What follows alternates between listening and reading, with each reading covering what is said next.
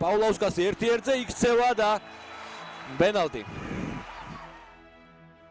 პაულაუსკასი კი წაიქცა საჯარიმოში, მაგრამ კონტაქტი თუ კონტაქტზეა საქმე იყო საჯარიმოს გარეთ. ეს პენალტი დიდი ალბათობით ანულირდება. ფოფანას პასი უნდა აურიშნოთ, რომელიც კარგი იყო ნამდვილად. ჯარიმა და წითელი ბარათი გადაწყვეტილება ბრეგაძის გიუნაშვილი ტოვებს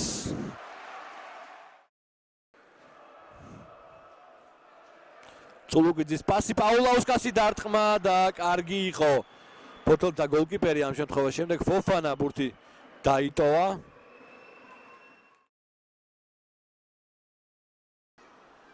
ლუკა წულუკიძე და ნიკა გალანდარიშვილი ჩააწვდის. არა, ვოჰაბის დაუტოვა ბურთი. ვოჰაბი აქედანაც დაარტყამს.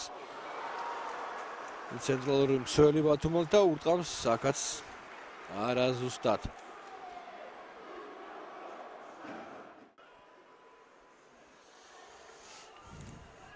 ინჯგია მარჯვენა ფლანგზე ბურთი ჩაწოდება ინჯგიას და 1-0 გიტის პაულაუსკასი გატანილი გოლის ავტორი. ლიეტუველმა კიდევ ერთი გოლი აღნიშნა საქართველოს ეროვნულ ჩემპიონატში. აქ მეკარის შეცდომაზე შეიძლება საუბარი, მცველებისაც ალბათ შეუთანხმებელი თამაში მეკარის და მცველების, ესე უფრო სწორი იქნება ალბათ თუ ვიტყვით.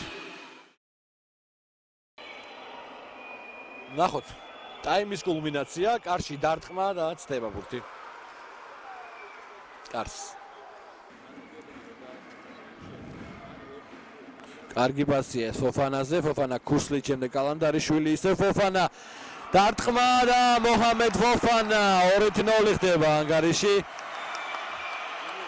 მოჰამედ ფოფანას კიდევ ერთი გოლი დინამო ბათუმის მაისურით და ამ გოლს აღნიშნავს ბათუმელთა 8 ნომერი. ასე კალანდარიშვილის საინტერესო პასიც ვნახეთ და ფოფანას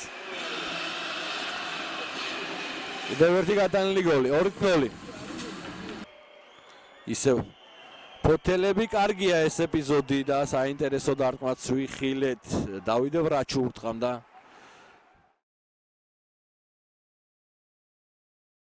ინაღამ გაიტანა ხარებავამ, კუპატაძემ თითქოს პოზიცია დაკარგა.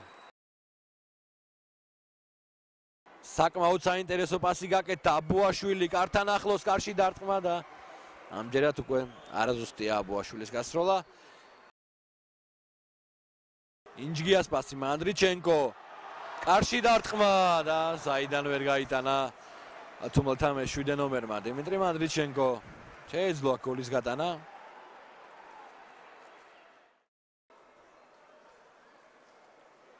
საინტერესო შეტევა კიდევ ერთი დინამო ბათუმის.